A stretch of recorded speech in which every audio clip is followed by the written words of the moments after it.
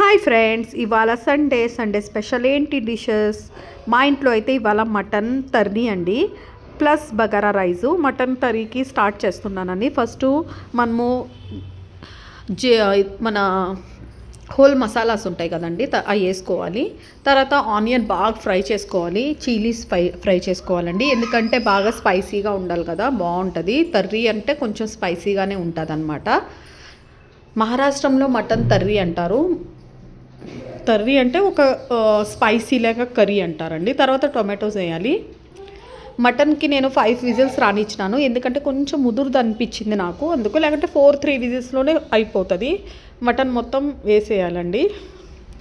ఉప్పు, పసుపు, కారం నేను ఫస్టే కలిపేసుకొని విజిల్స్ రానిచ్చిన. ఫస్ట్ కడిగేసి ఉప్పు, పసుపు, కారము, కొంచెం ఆయిల్ వేసి 5 విజిల్స్ రానిచ్చిన అండి కుక్కర్లో.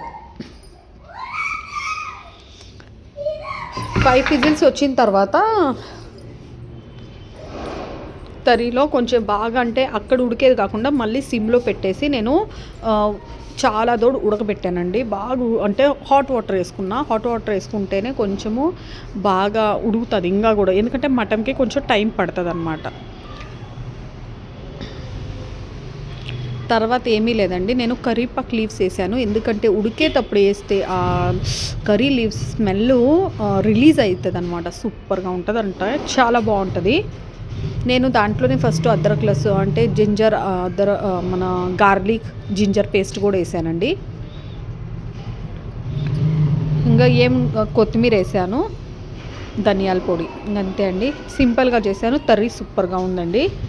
ఇది బగారా రైస్ కండి. ఆనియను, మన హోల్ మసాలాస్, ప్లస్ మన చెక్క లవంగా ఉంటాయి కదా, కొంచెం టొమాటో ఫ్లేవర్కి వేసానండి. ఎందుకంటే రైస్లో తర్వాత పాలు, పెరుగు, బిర్యానీ మసాలా కొంచెం, ఉప్పు కొంచెం వేసానండి. బాగా ఫ్రై అయిన తర్వాత రైస్ బాగా కడిగేసి, బిర్యానీ రైస్ అండి, కడిగేసిన తర్వాత 1 గ్లాసు బిర్యానీ రైస్కి 1.5 వాటర్ వేసానండి. మొత్తం బయటే కలిపేసుకొని కుక్ చేసేదానికి పెట్టేసానండి. 1 గ్లాస్కి 1.5 వాటర్ వేస్తా, ఎక్కువ వేయనండి. ఎందుకంటే మన బియ్యం బట్టి కూడా ఉంటుంది, కానీ ఎక్కువ బాస్మతి రైస్కి 1.5 సరిపోతాయి. ప్రాపర్గా పొడవుగా సూపర్ వస్తుంది. తర్వాత గ్యాస్ ఆన్ చేసేసాను. ఒక 5 మినిట్ నేను పెద్దది పెట్టేశానండి గ్యాసు. తర్వాత బాగా పొంగిన తర్వాత మళ్ళీ సిమ్లో పెట్టేసి దానిపైన బరువు పెట్టేశానండి. ఆటోమేటిక్లీ 10 మినిట్ లోపలే రైస్ రెడీ అయిపోయిందండి. చూడండి ఎంత బాగుందో, పొల్లిగా సూపర్ రైసు.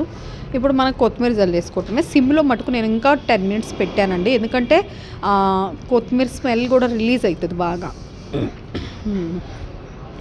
బగారా రైస్ సూపర్గా ఉందండి, రెడీ.